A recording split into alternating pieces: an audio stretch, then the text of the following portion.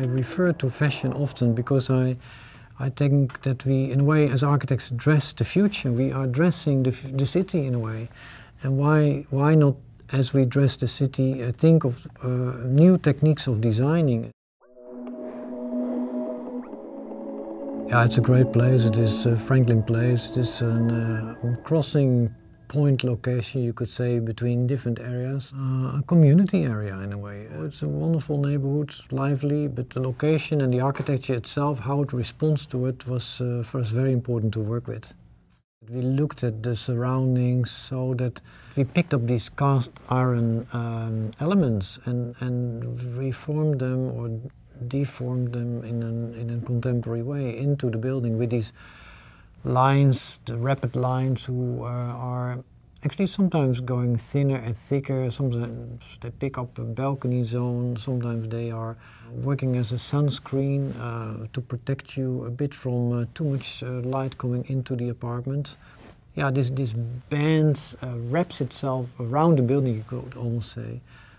They also frame the view from the inside, and they create a particular kind of intimacy in the apartments, whereas full glass we studied would not, in our case, do that so well. Also, the aspect of sustainable qualities we wanted to introduce in the apartments, because we didn't want to have it there also too warm, not too much heat coming into the building from the outside, so they work as reflectors. In the stapling of the frames, in the bands, we picked up maybe also principles of the stacking of congestion, but particularly maybe the idea of the grid. That the grid is not so much a fixed system with two orthogonal lines, but we thought also of an idea of that you take the grid, but then you pick up the principle of making it more equal potential. So you take out the orthogonal lines, but you only take the horizontals. And then frame them in a different series of lines. So sometimes they go thick and thin, thick and thin, and almost in the way one can look at art, the lines turn into volumes and spatial reflections. And I mean, these ideas have been all picked up from contextual ideas of the city itself. We have the loft apartments who are on the lower part of the building. We have city apartments in the middle. Yeah, we have the sky apartments on top, and they have a fantastic view over the west side of Manhattan, so even up to the river. So the whole living with a view was a part of the design principle and concept throughout the whole design. And you find it not only in the top apartments, also in the middle apartments. You have these fantastic panoramas over the west, east, north part of the facade area. Yeah, the aspect of living with a view we even brought to the way how you would sit in your bathroom, and then having the possibility to slide a glass wall from the separation of the bedroom and the bathroom, so that the sliding wall could open up itself towards the view of the apartment.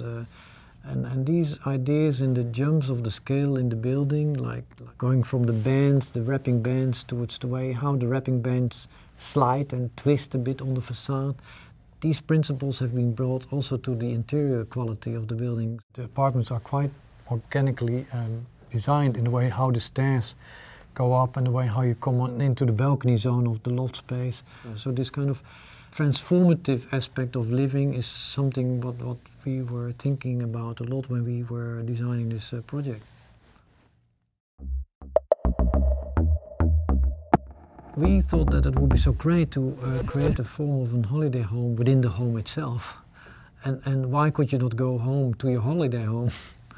And that idea was actually brought to the apartments in a very casual manner. So the way how, let's say, for instance, maybe that aspect of the bathrooms, how they open themselves up towards the view is one idea, but particularly also the way how, for instance, different forms of light come into the apartment and how we channel the light a bit into the apartments. Also the play with warm, very strong warm materials in the top part of the building, where you have much more light coming in, of course, than on the lower part of the building.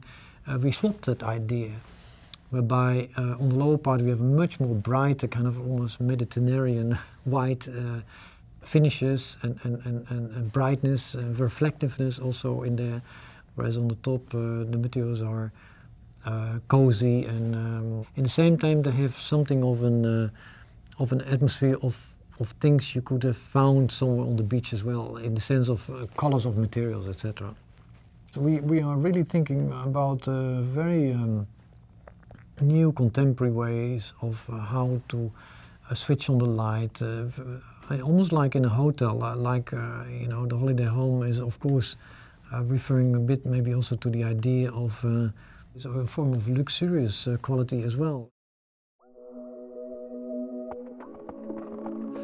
Every form of contemporary lifestyle asks for a new form of flexibility. So we didn't over-design for that reason also the apartments. So what we did was to only pick up a certain amount of major, call it bigger details. So there are many things we like to do as advanced as possible connected to contemporary life.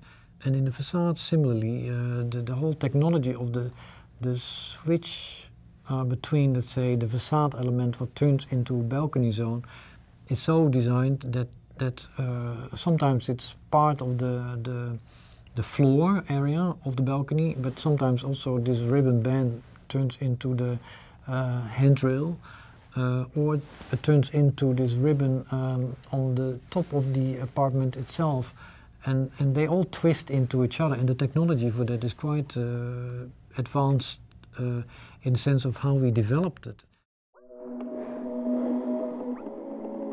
This building is not designed around the idea that you have 4 facades or 2 facades. This building is having maybe 20 facades because it changes according to the way how you walk around it, and the texture of it changes in different volumes. I like that often in Manhattan, that you, with the light coming into the city, then suddenly the change of the city is so obviously, clearly there. I hope that that buildings do make a public construct with people who appreciate it and like to refer to it and point at it when they pass it by.